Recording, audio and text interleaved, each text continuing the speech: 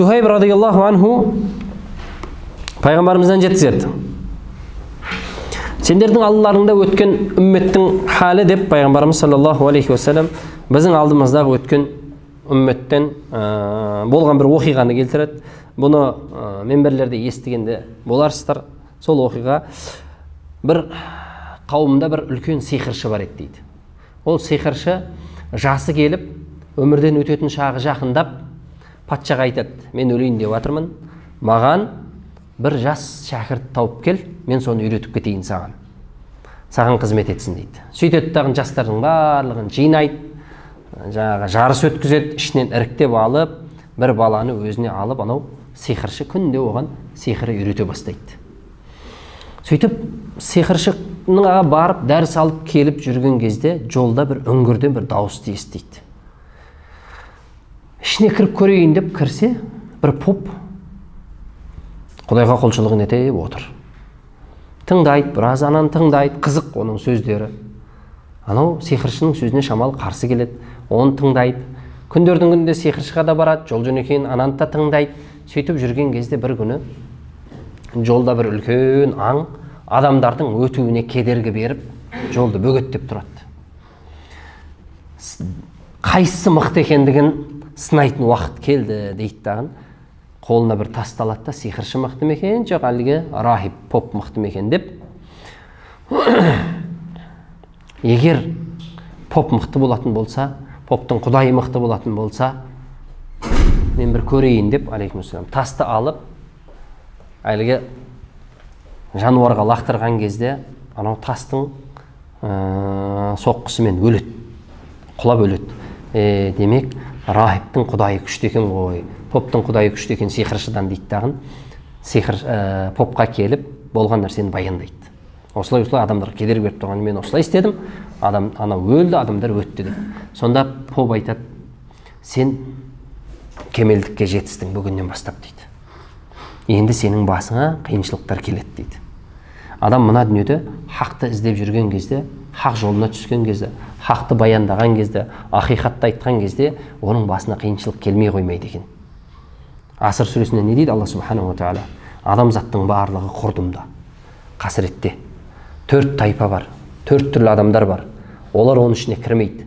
Иман еткен, ізгі амалдар істеген, хақта тұра білген, хақты насихаттаған, ақиқатты жеткізген. Ақиқатта тұра білдің ба, ақиқатты айта білдің ба, басың қиыншылық келмей қоймайды. Сол кезде сен не болуың керек? Сабырлық танытуың керек. Ватавасау бил хақ, ватавасау бис сабыр. Сабырлық танытып, сабырлықты насихаттауың керек. Яғни басыңа қиыншылық келмей қоймайды. Хақ жолында болғанда. Сонда поп айтады: енді сен сынаққа ілінесің дейді. Сол кезде мені айтты деп қойма дейді. Мені осы жолды үйретті, мені айтты деп, мені ашып қойма деп баланы насихаттайды. Жақсы дейді. Күндердің күнінде әлгі бала Алланың ерекше оған берген дарындылығымен соқырдың көзін аша бастайды. Алланың қалауымен алапесті емдей бастайды. Сөйтіп патшаның құзырында отырған данышпандарының бірі естіп келеді. Көз соқыр.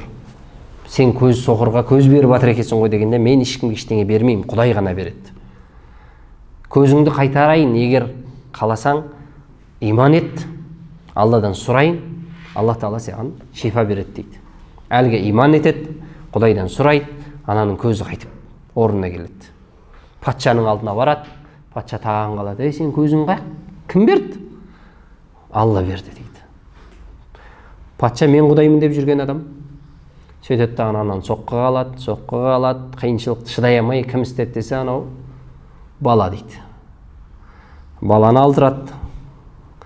Сөйтіп оны соққыға алады, ұрып қинаған кезде, кім істеді, кім саған бұны үйретті, кім бұл жолға түсірді деген кезде, ана рахип деп, жаңа попты айтып қояды, амал жоқ қиыншылықта. Сөйтіп попты алдырады, сөйтеді дағы жолыңнан қайт дейді, қайтпаймын дейді, аралап екіге бөліп өлтіреді.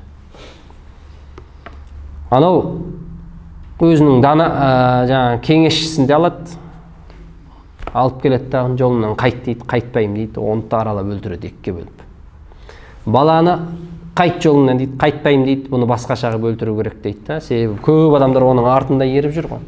Таудың шыңына апарып не қылыңдар дейді жаңағы. Бір ауыз қайт деп ескертіңдер дейді. Себебі, алейкумассалам, адам баласы өліммен қаншалықты өлімнің қорқынышты болған сайын қорқады ғой енді, қайтады деп ойлайды. Таудың шыңына шығарады, жолынан қайт деген кезде, о Раббым, сен маған жеткілікті болшы деп дұға етеді. Яғни мыналарды қалай қаласаң, солай азаптап өзің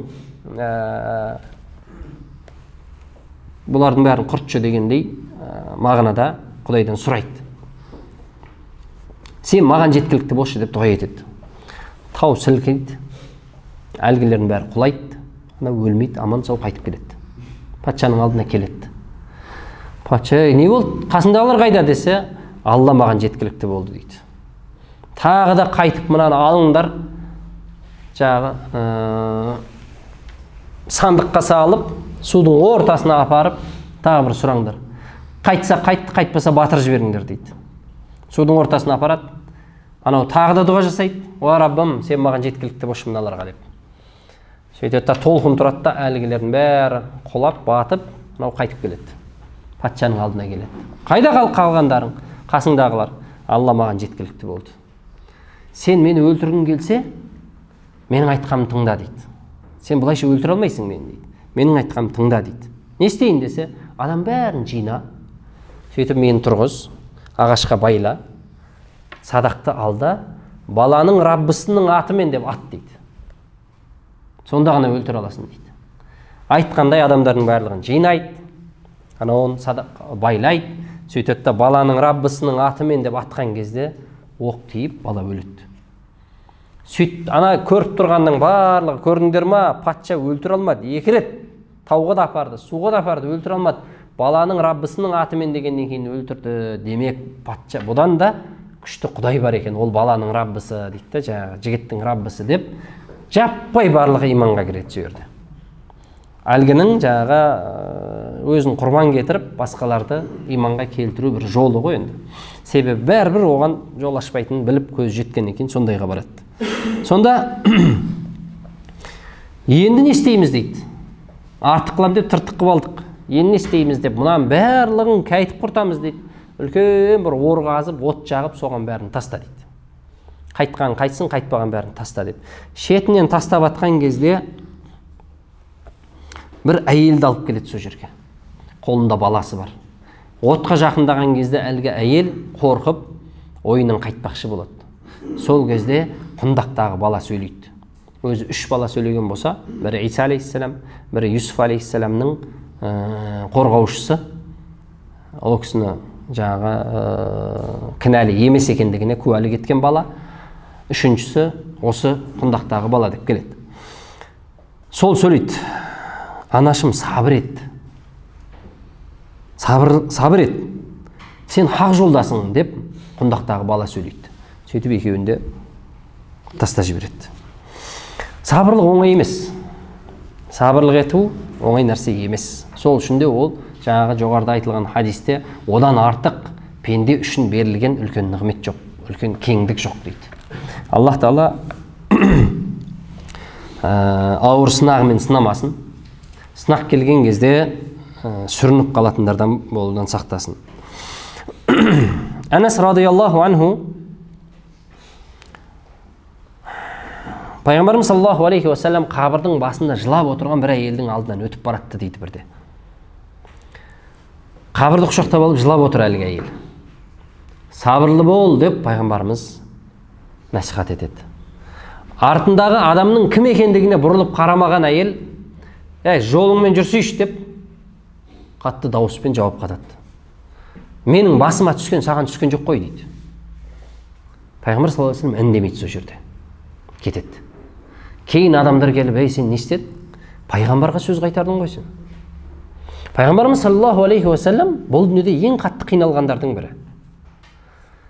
3 баласы шетінеп кетті ұл балдарынан.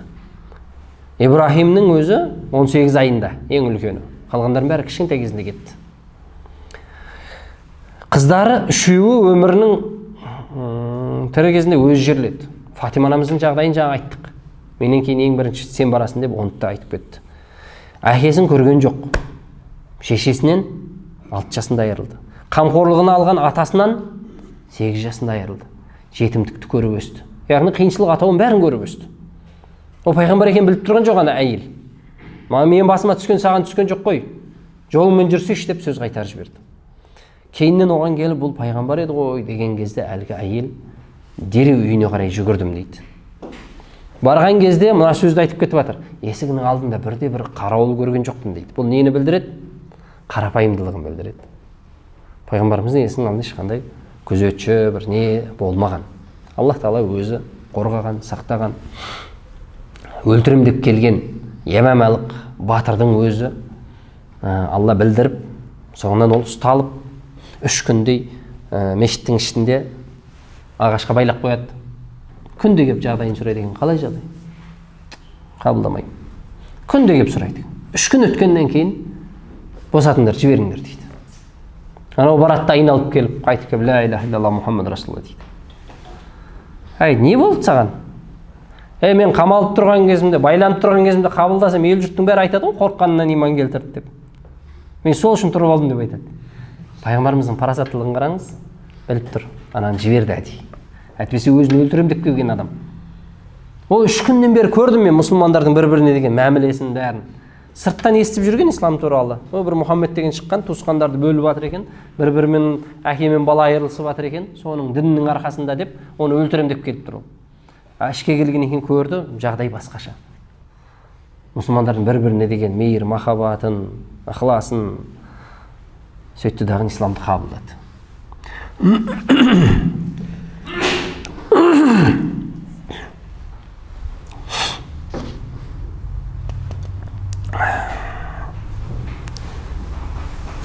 Пайғамбарымыз саллаллаху алейхи вассалам қарапайымдылығы соншалықты есігінің алдында ешбір күзетші көрген жоқпын дейді әлгі әйел айтады.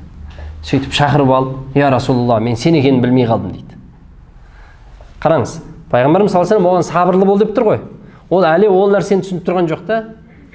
Мен сен айтқаныңды түсінбеппін, болды сабырлық етемін деп тұрған жоқ. Ол әлі алу проблемасы қиын, бірақ ұялып тұрған нәрсесі пайғамбарға сөз қайтарып жібергені.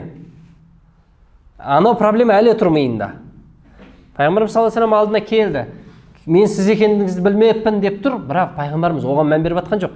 Оның оған дауыс көтеріп жібергені, негізінде Құранда бар, пайғамбардың алдында дауысын көтерме деген аят. Пайғамбарымыз саллаллаху алейхи вассалам оған мән беріп тұрған жоқ. Сен маған дауыс көтердің, сенің есің дұрыс па? Жоқ. Оның хәлін уайымдап жатыр әлі. Оның хәлін уайымдап жатыр. Сөйтеді тағын, не дейді? Иннамас сабру инда садматил ула. Хадистің осы бөлігінде жаттап алсаңыздар болады. Екінші хадис ретінде қосып қойсаңыздар. Иннамас сабру инда садматил ула. Шынайы сабырлық алғаш соққыдан дейді. Жазып қойыңыздар, кириллицасын болса да. Иннамас сабру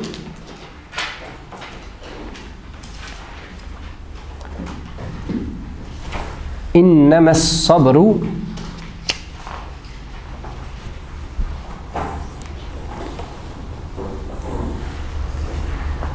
Иннамас сабру